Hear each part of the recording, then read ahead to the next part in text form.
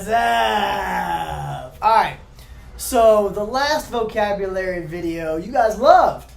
Man, I got tons of comments and likes, and you guys said that you really liked the vocab. So, I'm gonna bless you with another one.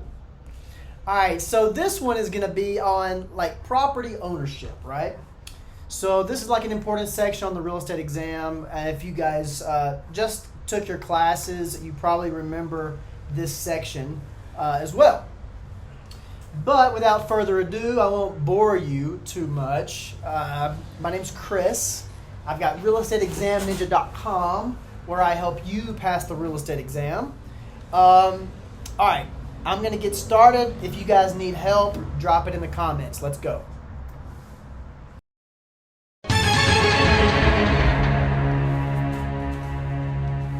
The local, state, or federal government's right to seize private property for public use is called what? What do you guys think? Eminent domain, escheat, police power, taxation.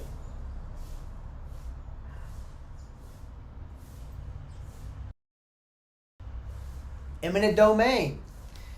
All right, so that's a good acronym to remember. PEAT, police, power, eminent domain, taxation, and escheat. Okay? Numero dos.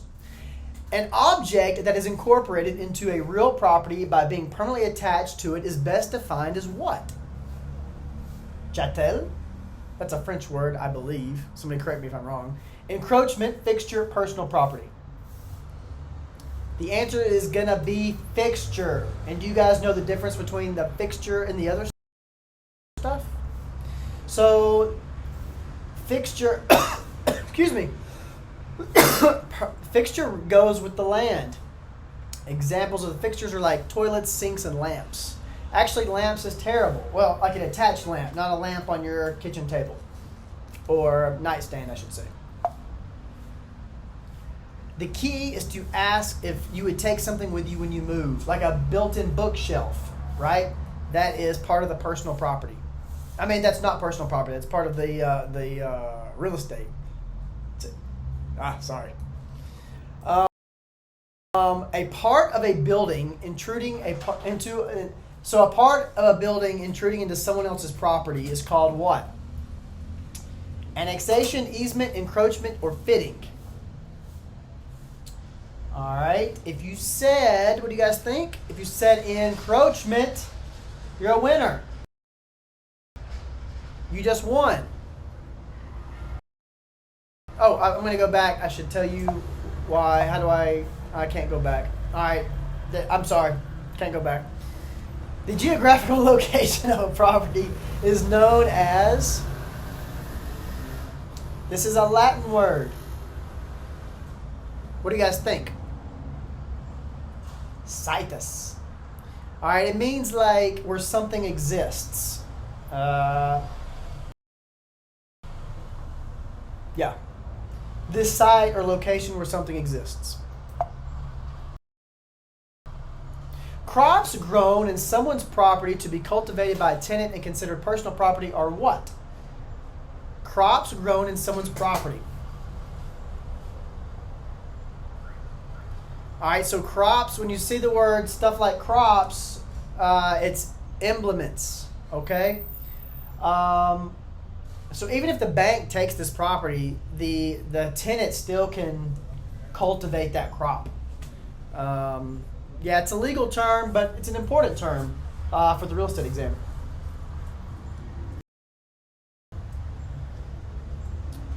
And there was basically where they just said the same thing I just told you.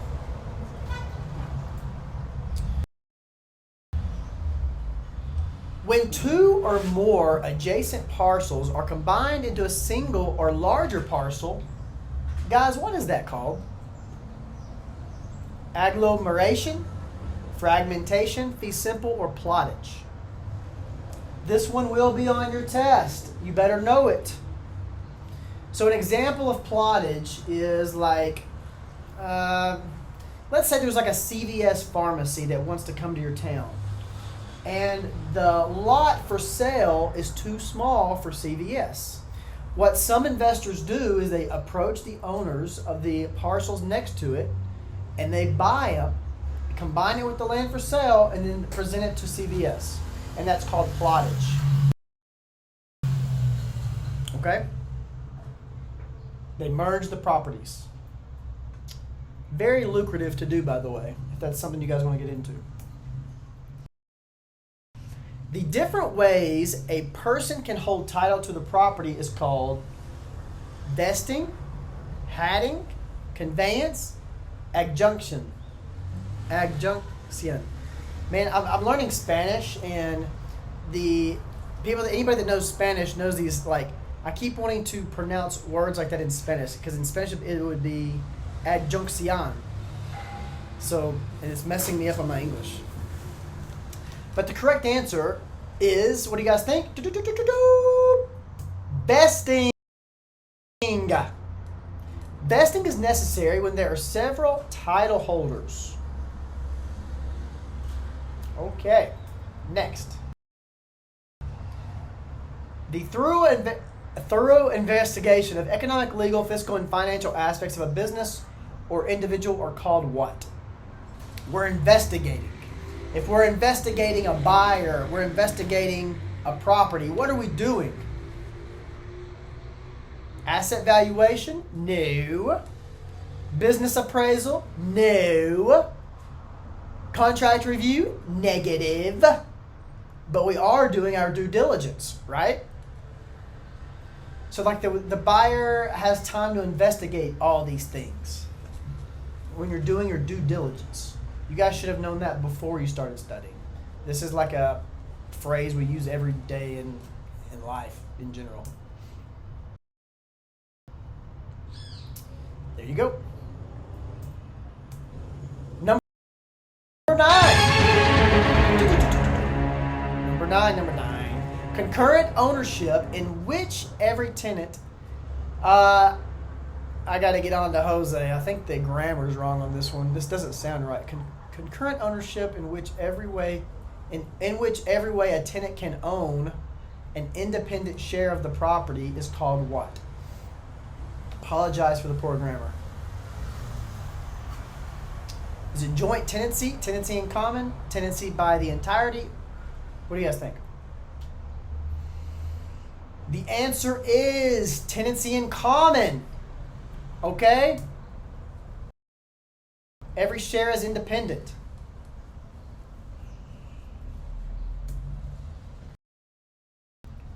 Concurrent ownership in which the tenants hold the property under the same possession, interest, title, and time. What do you guys think? Joint, common, entirety? All right, so the answer is joint. A, joint tenancy. Did you guys get that right? Oh, by the way, before we go to the next question, I need you guys to spam the comments. Like,